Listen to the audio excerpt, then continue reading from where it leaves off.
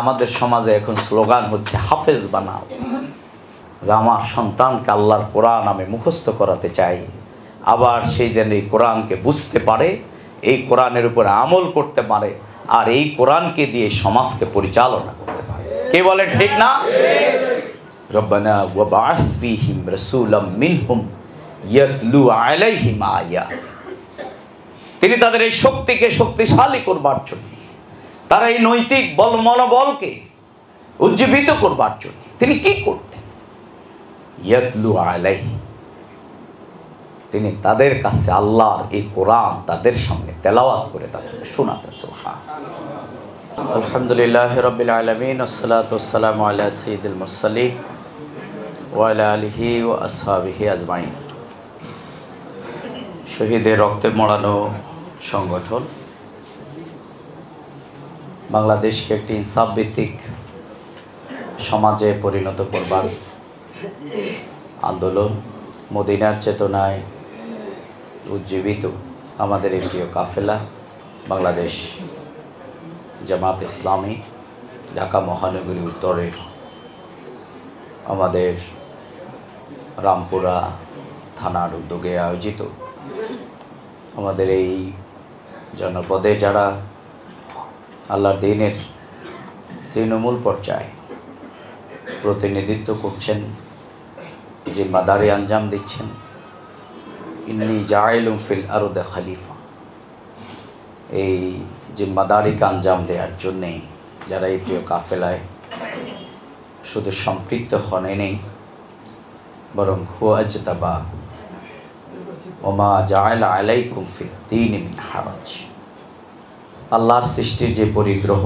এটি বাস্তবায়নের চূড়ান্ত রূপ দেবার জন্যে যারা ভূমিকা পালন করছেন, আমাদের শ্রদ্ধেয় সম্মানিত আমাদের এই কাফেলার অগ্রজ ইউনিট দায়িত্বশীল ভাইদের নিয়ে আয়োজিত আজকের এই সম্মেলনের সংগ্রামী সভাপতি, অন্যান্য অতিথিবৃন্দ, নেতৃবৃন্দ, প্রিয় সম্মানিত ভাই, আসসালামু আলাইকুম রহমতুল্লাহি ওয়া বারাকাতুহু।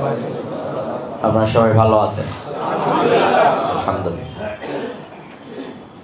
মানুষ যা কল্পনা করে না এবং যা করতে পারে না, যেই কল্পনার অথবা ভবিষ্যতের কোনো জ্ঞান আল্লাহ তাআলা নবীদেরকেও দেন নাই, সেটি মাত্র আলিমুল গাইবের এবং ভবিষ্যতের এই জ্ঞান আল্লাহ তাআলাই কেবলমাত্র তার কাছে রেখেছেন।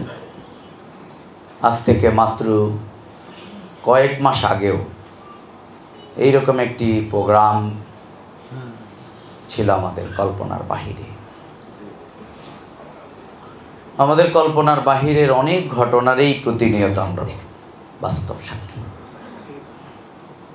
আমাদের নেতৃবৃন্দকে যখন হত্যা করা হয়, শহীদ করা হয়, আমাদের যখন আরেকজন রাহবার নির্বাচিত হন, তখন আমরা সবই কল্পনা করেছিলাম, কিন্তু আমাদের এই প্রথম কাতারের সকল নেতৃবৃন্দ থাকবে না, আর নতুন করে আরেকটি ইতিহাস তৈরি হবে, এটি এই কাফেলার একজন কর্মীও ভাবে নাই। সেটা আল্লাহ তাআলা ওয়ায়াত্তাখিযু মিনকুম শুহাদা, আল্লাহর এই ফুলের বাগান থেকে আল্লাহ তাআলা বলছেন যে আমি মালিক, কিন্তু তার বাগানের সব ফুল কিন্তু তুলে না। সব মানুষ কিন্তু প্রতিদিন ফুলের বাগানে আক্রমণ চালায়, প্রতিদিনই তুলবার চেষ্টা করে, সুযোগ পেলেই ছিঁড়বার চেষ্টা করে, কিন্তু মালি তার এই বাগানের প্রতিনিয়ত রক্ষণাবেক্ষণ করেন মানুষের জন্য। আবার মালি যদি কোনোদিন সিদ্ধান্ত নেন যে একটা ফুল তিনি তুলবেন, তাহলে তিনি এই বাগানে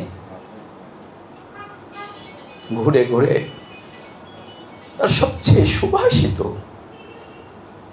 সবচেয়ে যে সুন্দর ফুল, যে গ্রানাওয়ালা ফুলটি, মালিক কিন্তু সেটি তোলেন। আল্লাহ তাআলা এই জমিনে সব দ্বীনের মুজাহিদদেরকে শহীদ করেন না, কিন্তু এই মালির মতো তিনি যদি মনে করেন যে কারো জীবন তিনি নিয়ে নেবেন, তার ভালোবাসার টানে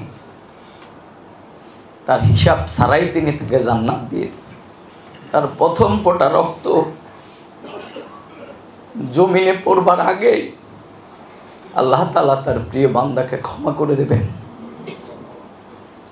তারা হালের অসংখ্য মানুষকে সুপারিশ করে নিয়ে একসাথে জান্নাতে থাকবার সুযোগ করে দিবেন। আল্লাহ বলছেন, এই ফুলের বাগান থেকে আমি কিন্তু তাদেরকে শহীদ হিসেবে কবুল করি। আমাদের এই বাগানের যদি আজ ধরা হয় কারা শহীদ হয়েছে, আমরা এই জন্য সবসময় চ্যালেঞ্জ দিয়ে বলতাম, রাজপথে দাঁড়িয়ে চিৎকার করে আমরা চ্যালেঞ্জ ঘোষণা করতাম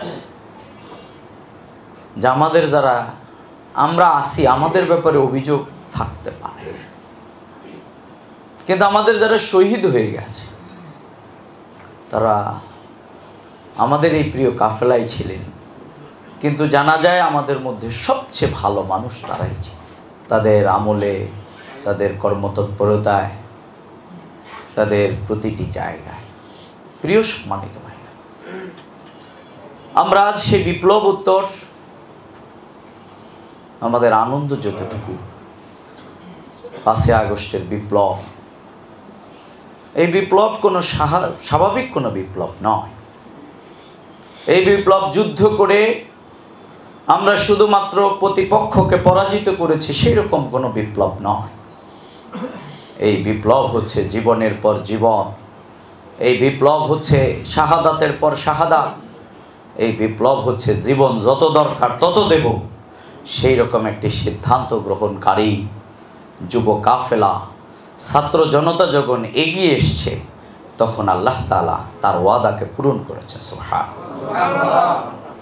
আমরা ভেবেছিলাম ফেরাউন, নমরুদ, সাদ্দাত, কারুন, আমরা ভেবেছিলাম হালাকু খান, চেঙ্গিস খান, এরকম আইয়ামে জাহিলিয়াতের কেতাবে যা ইতিহাস আমরা পড়েছি, আমরা যারা ন্যূনতম ইমানদার ছিলাম, ইমানের বিশ্বাস আমাদের ছিল, আমরা ভাবতাম যে আওয়ামী লীগের পতন কিন্তু হবে, কিন্তু আওয়ামী লীগের পতনের পরেও আওয়ামী লীগ কিন্তু থাকবে।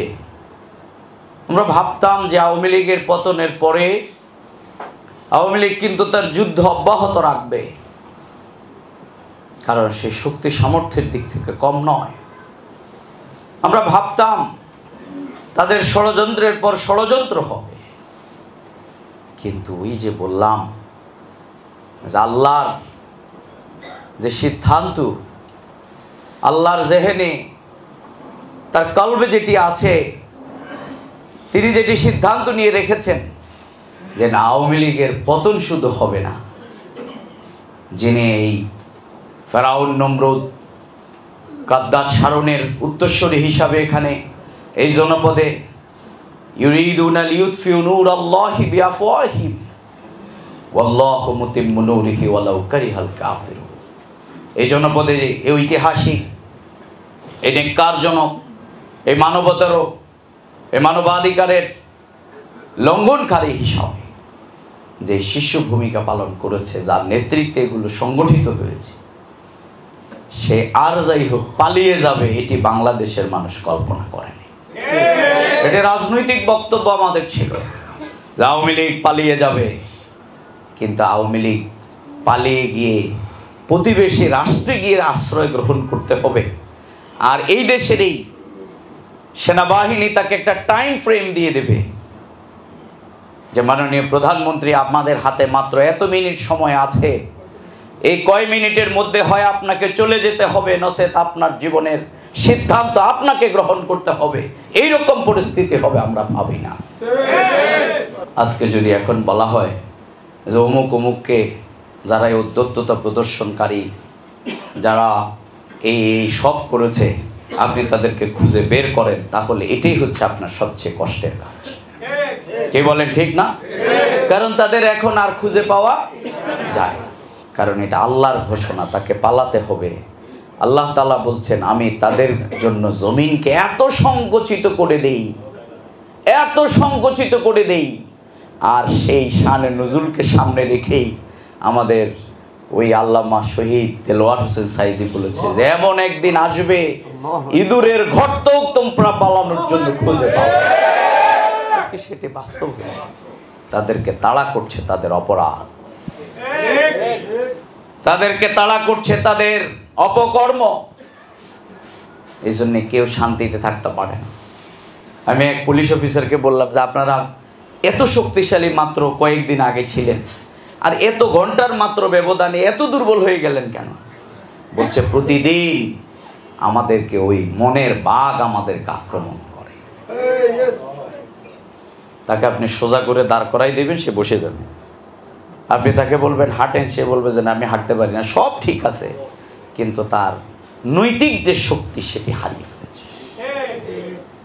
প্রিয় সম্মানিত ভাইরা, এই নৈতিক শক্তি যাদের থাকবে, যাদের তাজকিয়ায়ে নফসের এই জায়গা যে শক্তিশালী থাকবে, তাহলে এই শক্তি যার থাকে না, সে কামান গোলা বারুদ অদ্যত্বতাপূর্ণকারীদের এগুলো তাকে যখন কিছুদিন টিকিয়ে রাখে, কিন্তু এরপরে আর টিকতে পারে না, এটা হলো তার প্রমাণ। আর যারা নৈতিক শক্তিতে বলিয়া হয়তো 3 বেলা নাস্তা করতে পারে না, খেতে পারে না, তার শারীরিক অনেক অক্ষমতা আছে, তার অনেক কিছু, তার সাপোর্টিং কোনো কিছু নেই, কিন্তু তার একটি শক্তি তাকে টিকিয়ে রাখে। সেই শক্তি হচ্ছে মোরালিটি, সেই শক্তি হচ্ছে ইথিক্স, সেই শক্তি হচ্ছে তার এগিয়ে যাওয়ার মনোবল। আল্লাহ রাসূল বলছেন যে আমি এই শক্তিকে শক্তিশালী করবার জন্য তিনি সবচেয়ে বড় ভূমিকা পালন করেছেন। রব্বানা ওয়া বা'আস ফীহিম রাসূলাম মিনহুম ইয়াতলু আলাইহিম আয়াত। তিনি তাদের এই শক্তিকে শক্তিশালী করবার জন্য, তার এই নৈতিক বল মনোবলকে উজ্জীবিত করবার জন্য তিনি কি করতেন? ইয়াতলু আলাইহিম, তিনি তাদের কাছে আল্লাহর এই কোরআন তাদের সামনে তেলাওয়াত করে তাদেরকে শোনাতেন। সুবহানাল্লাহ। আমরা কি চাই আমাদের এই শক্তির বলে বলিয়ান হয়ে গিয়ে যেতে? তাহলে প্রিয় ভাইরা, আপনাকে একটার কাছে হাজির হইতে হবে, কোনো বইয়ের কাছে না, কোনো কেতাবের কাছে না, কোনো বুদ্ধিজীবীর লেখনীর কাছে না, কোনো আর্টিকেলের কাছে না, কোনো লেকচারের কাছে না, কোনো ইউটিউবের নতুন বক্তব্যের কাছে না, বরং যেই কিতাব আল্লাহ তাআলা শুরু করেছেন, যালিকাল কিতাবু লা রাইবা ফি, অন্য কিতাবের সাথে পার্থক্যর জায়গা হলে এটাই। কারণ লেখক সবার আগেই তার দুর্বলতা দিয়ে শুরু করে, যে আমার এই বইয়ে ভুল থাকতে পারে, যা আছে এগুলো আপনারা আমাকে জানাবেন। আর আল্লাহর কোরআন হচ্ছে তার বিপরীত, ইয়াতলু আলাইহিম আয়াত। এই আয়াতের ব্যাখ্যা আমাদের তাফসীর কারকরা 5টি করেছেন। কয়টা? এই তেলাওয়াত মানে শুধু তেলাওয়াত নয়, এই তেলাওয়াত মানে হচ্ছে অর্থ বুঝা, এই তেলাওয়াত মানে হচ্ছে হৃদয়ঙ্গম করা, এই তেলাওয়াত মানে হচ্ছে তার যা পড়বেন তাকে আমলের জিন্দেগির মধ্যে নিয়ে আসা। এই জন্য আমাদের সমাজে এখন স্লোগান হচ্ছে হাফেজ বানাও, যে আমার সন্তানকে আল্লাহর কোরআন আমি মুখস্থ করাতে চাই, আবার সেই যেন এই কোরআনকে বুঝতে পারে, এই কোরআনের উপরে আমল করতে পারে, আর এই কোরআনকে দিয়ে সমাজকে পরিচালনা করতে পারে। কে বলে ঠিক না? এই জন্য কেয়ামতের 2 আলামত আছে।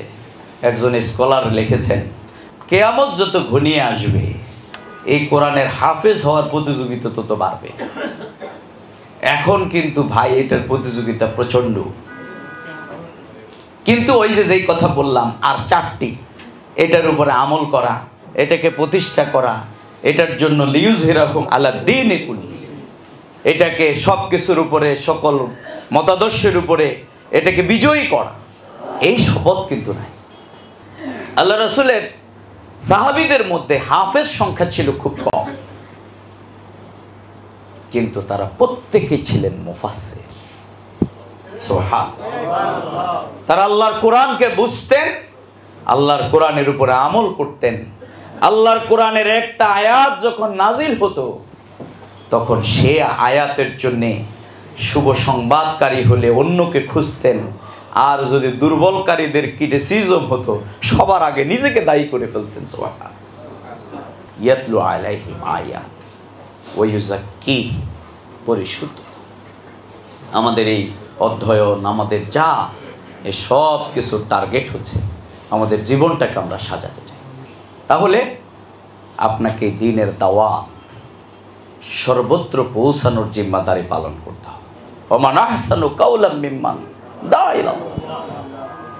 আপনি এই সমাজের সব মানুষের উপরে সুপ্রিয়র হতে চান, আপনি এই বনশ্রী এলাকায় সুপ্রিয়র হইতে পারবেন না। আপনি সুপ্রিয়র হইতে চান জ্ঞানে, এখানে অনেক জ্ঞানী মানুষ আছে, পারবেন না। কিন্তু আল্লাহ তাআলা বলছেন ওই ব্যক্তির কথার চাইতে আর কারো কথা বেশি উত্তম নয়, সবচেয়ে প্রভাবশালী, সবচেয়ে সুপ্রিয়র অফ দ্য সুপ্রিয়রিটি ইজ দাঈ। আমরা এই কাজ আমরা করবো ইনশাআল্লাহ।